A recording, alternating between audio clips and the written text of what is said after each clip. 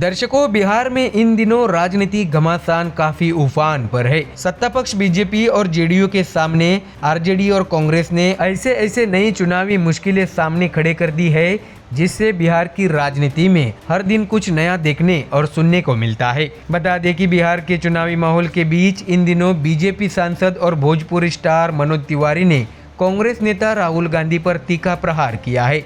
गुरुवार को पटना में पत्रकारों से बातचीत करते हुए तिवारी ने कहा है कि राहुल गांधी का छठ पूजा को ड्रामा बताना न केवल असंवेदनशील बयान है, बल्कि करोड़ों छठ भक्तों की आस्था का अपमान भी है। तो वही दर्शकों, मनोज तिवारी ने यह भी बताया है कि जो व्यक्ति छठ महापर्व को ड्रामा बताता है, वो न केवल सूर्य उपासना की परंपरा का मजाक उड़ा रहा है, बल्कि उन लाखों व्रतियों और श्रद्धालुओं का भी अपमान कर रहा है जो निस्वार्थ भाव से इस पर्व में शामिल होते हैं। उन्होंने कहा है कि राहुल गांधी के इस बयान से बिहार और उत्तर भारत की जनता आहत है और आगामी चुनाव में इसका जवाब जरूर देगी। तो वही इसके साथ ही दर्शकों, बीजेपी सांसद ने ये भी कहा है कि छठ के व्रत में जब महिलाएं निर्जला उपवास रखती है और परिवार, समाज और देश की समृद्धि के लिए और सूर्यदेव को अर्घ्य देती है, तो पूरा समाज उनके साथ खड़ा होता है। कुछ लोग घाट साफ करते हैं, कुछ लोग जल की व्यवस्था करते हैं और लाखों लोग श्रद्धा से सूर्य को प्रणाम करते हैं।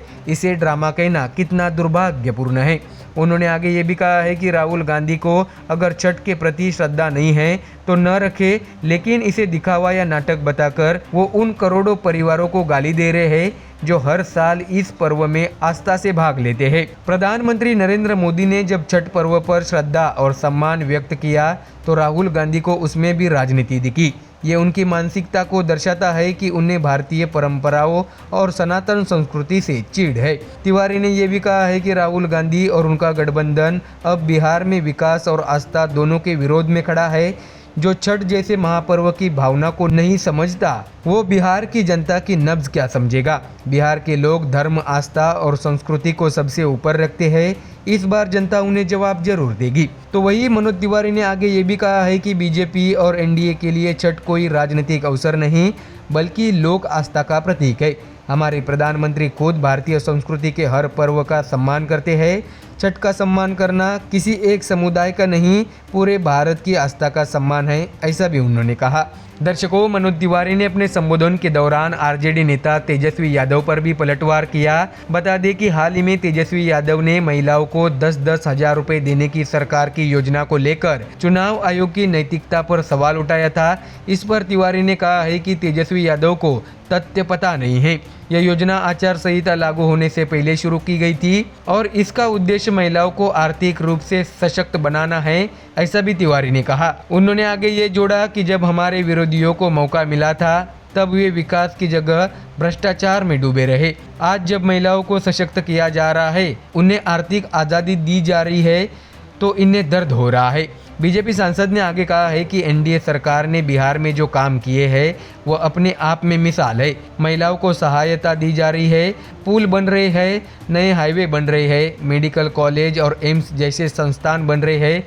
यह हमारे काम करने का तरीका है, लेकिन विपक्ष को इसमें भी राजनीति दिखती है। उन्होंने कटाक्ष करते हुए आगे बताया कि जो लोग पहले बहन बेटियों की सुरक्षा पर बात नहीं करते थे, आज वही नैतिकता का ज्ञान दे रहे हैं। जब इनकी सरकार थी तब बेटियां डर में थी, सड़कों पर अंधेरा था और खजाने खाली। अब जब मोदी जी की सरकार महिलाओं को सम्मान दे रही है तो इन्हें परेशानी हो रही है। ऐसे में दर्शकों, मनोज तिवारी का यह बयान उस समय आया है जब बिहार विधानसभा चुनाव से पहले सियासी तापमान लगातार बढ़ रहा है।